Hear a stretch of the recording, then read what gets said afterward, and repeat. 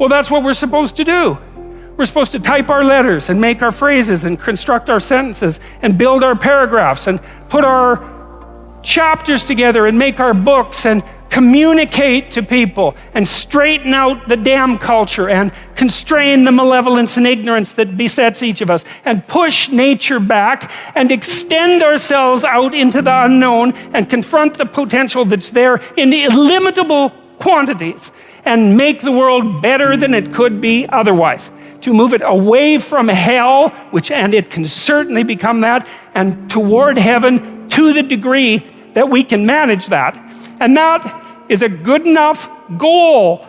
That's the thing. You need something, because your life is tough. It's hard.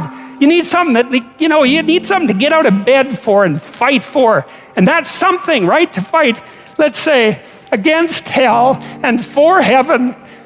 That's something to fight for. If you want to be convinced about this, like read a little bit about hell.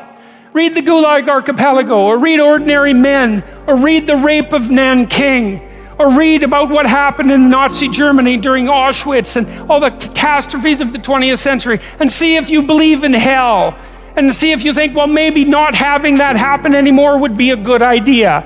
And then think about maybe that's something you could contribute to. And then it wouldn't have to happen anymore. And that would be a good thing. And God only knows what great things we could manage under such conditions. We're becoming incredibly technologically powerful. And what would it be like if we became equally wise? Well, that would really be something. God only knows what we could manage in the next 20 years or the next 100 years, We're running at 40%, most of us, because we're half in and half out. And it's not surprising because life is difficult. It's like, well, what if you were 90% in or 95% in or all in? Because you're all in anyways, right? It's a life and death game. No one gets out of this. Everyone dies. You might as well commit yourself. And you might as well commit yourself to the highest good that you can attain, because why not? It'll imbue your life with meaning. It's hard, the responsibility is there, but all the meaning's in the responsibility. And that'll make your life better. It'll make your family's life better. And it should make your culture better. Maybe it make the world better. It's like, that'll justify your damn miserable existence at 3 o'clock in the morning when you're wondering what the hell you're doing here. And that's a good thing, because there's going to be days when you're aching and tired and sore, and there's people in your family that are sick, and you're cynical and bitter, and you need a reason to get up, and you think, yeah, well, a little more heaven and a little less hell, maybe I can pull that off today and tomorrow and next week. And that's worth struggling forward for. A man who becomes conscious of the responsibility he bears toward a human being who affectionately waits for him, or to an unfinished work, will never be able to throw away his life. He knows the why for his existence and will be able to bear almost any how. By declaring that man is responsible and must actualize the potential meaning of his life, I wish to stress that the true meaning of life is to be discovered in the world rather than within man or his own psyche, as though it were a closed system.